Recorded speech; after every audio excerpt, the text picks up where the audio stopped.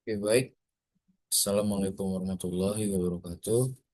Kenalkan nama saya Abel Farisi dengan NIM 0903128070. Di sini atau pada kesempatan kali ini saya ingin mempresentasikan sebuah draft dari penelitian kami, yaitu saya dan tim saya yang ada terdiri dari Ahmad Rizalurullah, Fuad Kamifudin, serta saya sendiri yang sedang kami kembangkan, memiliki judul Analisis komparatif algoritma machine learning untuk klasifikasi binar status kesehatan mental pada teks media sosial.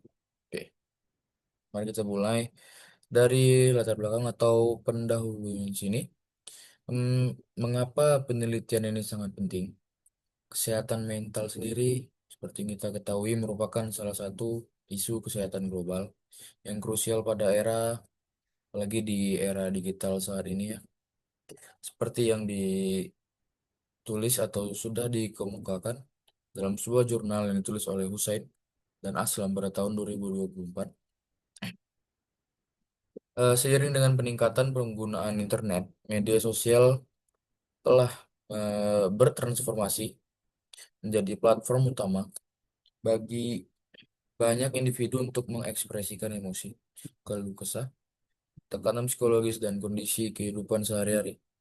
Teks yang ditulis oleh pengguna di media sosial ini sebenarnya memiliki pola ya, yaitu pola linguistik hmm, yang spesifik dan dapat menjadi sumber data sekunder yang berharga untuk mendeteksi berbagai jenis gangguan kesehatan mental seperti ya depresi, kecemasan atau anxiety, gangguan bipolar, stres hingga kecenderungan untuk suicide atau bunuh diri.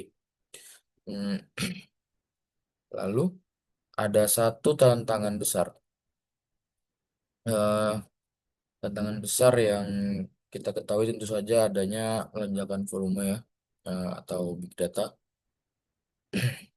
yang sangat besar terjadi di media sosial membuat proses identifikasi dan pemantauan kondisi psikologis secara manual menjadi tidak efisien dan memakan waktu serta rentan terhadap subjektivitas. Untuk mengatasi tantangannya, eh, sini dilakukan penerapan NLP atau Natural Language Processing ya, dan juga machine learning, mana itu menjadi solusi otomatisasi yang sangat menjanjikan. Oke, tantangan utama dalam klasifikasi teks kesehatan mental ini adalah kompleksitasnya dari kondisi psikologis manusia itu sendiri.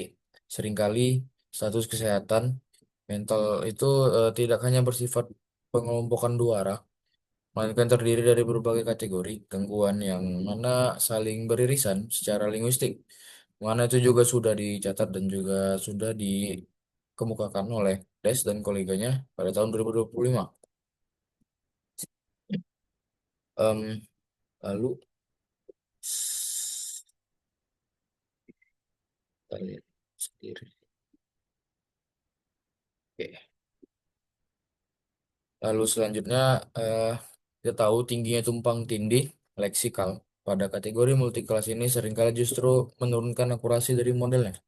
Oleh karena itu, sejalan dengan temuan dari Majid et al. Pada tahun 2025, kami menggunakan pendekatan penyederhanaan menjadi klasifikasi biner, yang mana itu bisa meningkatkan performa deteksi dini secara lebih stabil. Meskipun dataset awalnya itu mencapai 7 kategori, em, penelitian ini memfokuskan pengujian pada pemetaan teks ke dalam status normal dan not normal saja untuk mendapatkan model yang lebih presisi dan tentu saja efisien dalam implementasi nyatanya. Oke, karena sudah selesai di bagian pendahuluan, kita tentu saja masuk ke bagian tinjauan pustaka yang mana untuk memperkuat landasan argumen dari pendahuluan tadi. Em, di sini penelitian terkait pemanfaatan data media sosial untuk mendeteksi masalah kesehatan mental telah banyak dilakukan. Seiring dengan pesatnya pertumbuhan jejak digital pengguna, media sosial terbukti mengandung sinyal linguistik yang kuat terkait kondisi emosional dan psikologi seseorang.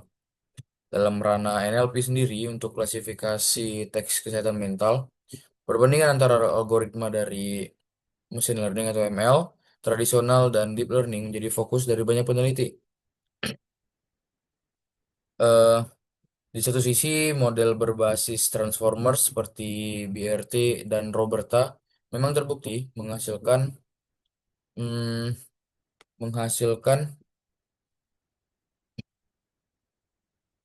menghasilkan akurasi yang sangat tinggi berkat kemampuannya memahami konteks kalimat secara mendalam, seperti yang dicatat oleh Des, Maharjan, dan Nauman dan eh, dari banyak sumber juga lainnya.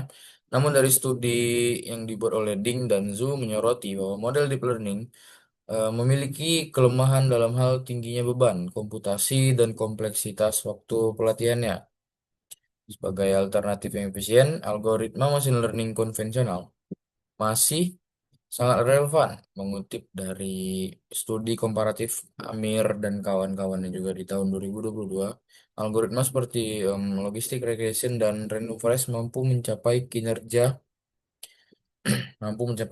komputasi yang cepat dengan metrik evaluasi yang sangat kompetitif. Oke. Lalu bagaimana sih sebenarnya ya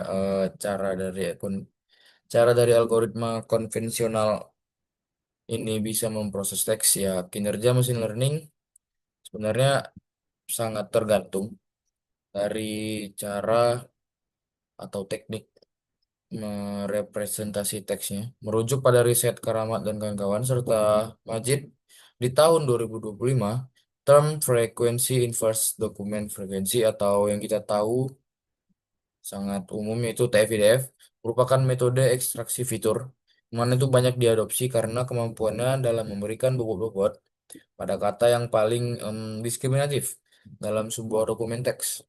Dengan memadukan TF-IDF dan algoritma seperti random forest atau logistic regression, model klasifikasinya ini dapat secara efektif ya mengisolasi kata kunci spesifik yang mengindikasikan status kesehatan mental pengguna secara efisien tanpa memerlukan infrastruktur perangkat keras yang masif.